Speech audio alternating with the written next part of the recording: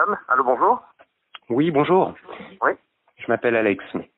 Bonjour, Alex. Bonjour, je vous appelle parce que moi j'ai perdu quelque chose. Enfin, nous avons perdu quelque chose, nous les Réunionnais, nous les Français. Nous avons perdu notre démocratie et plus généralement notre liberté. Et comme vous vous appelez Radio Freedom, j'ai pensé que vous pourriez nous aider, quoi. De quoi parlons-nous? Alors, en fait, depuis quelques dizaines d'années, on s'est enfoncé de plus en plus dans une Union européenne qui est en fait une dictature, qui nous a privés de la liberté de choisir par nous-mêmes notre avenir. Les Anglais viennent de se libérer et nous, pas encore. Pour les sujets essentiels en France, les gens pour qui nous votons n'ont quasiment plus de pouvoir. Les décisions se prennent ailleurs qu'en France. Si on prend la politique étrangère et la défense, nous appartenons à l'OTAN, donc les décisions se prennent à Washington, qui est le chef de l'OTAN, et donc on est amené à mener des guerres illégales dans le monde, en Libye, en Syrie, et on voit les conséquences derrière.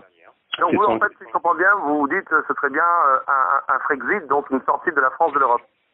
Oui, enfin là je viens de vous parler de l'OTAN, donc sortir de l'OTAN, ça serait déjà tout un programme. Pas de l'Europe alors. Pour arrêter de mener des guerres qu'on n'a pas voulu, mais si après sortir de l'euro déjà, la monnaie euro, puisque la politique monétaire, elle est menée à la Banque Centrale Européenne, c'est à Francfort, c'est pas en France.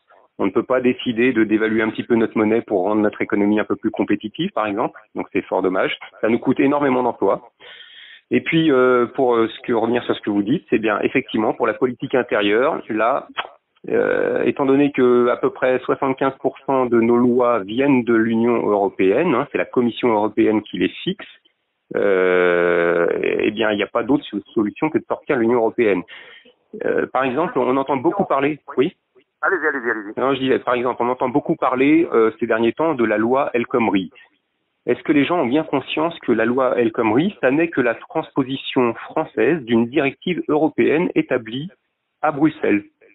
Il en était de même pour la loi Macron.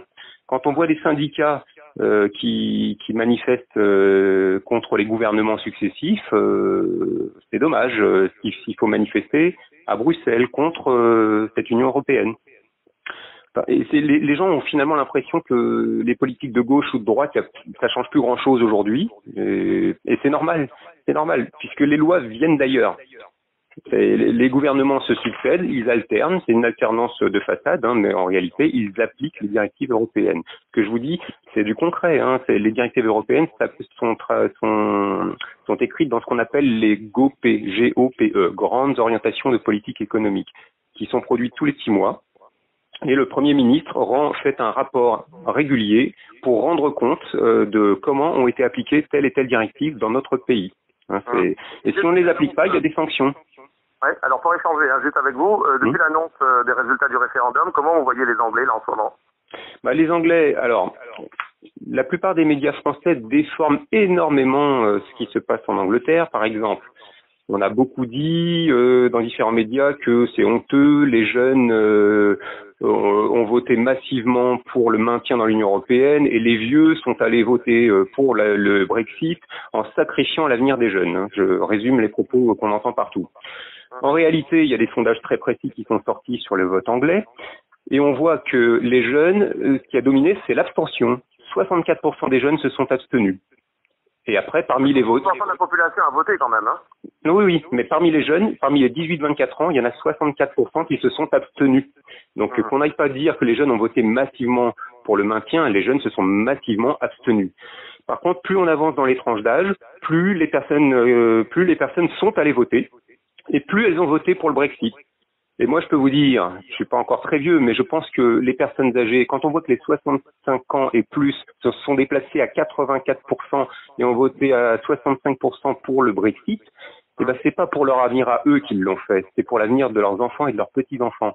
Et c'est fondamental de comprendre ça. Donc les choses sont très déformées. On nous a fait aussi croire, en France, que les Anglais, c'est essentiellement pour des questions d'immigration qu'ils auraient voté pour le Brexit. En réalité, ce sujet n'arrive qu'en deuxième position dans les résultats. La première chose pour laquelle ils se sont prononcés, c'est cette faculté de faire eux-mêmes leurs propres lois. Et ça, il faut bien avoir conscience qu'en France, ça n'est plus le cas.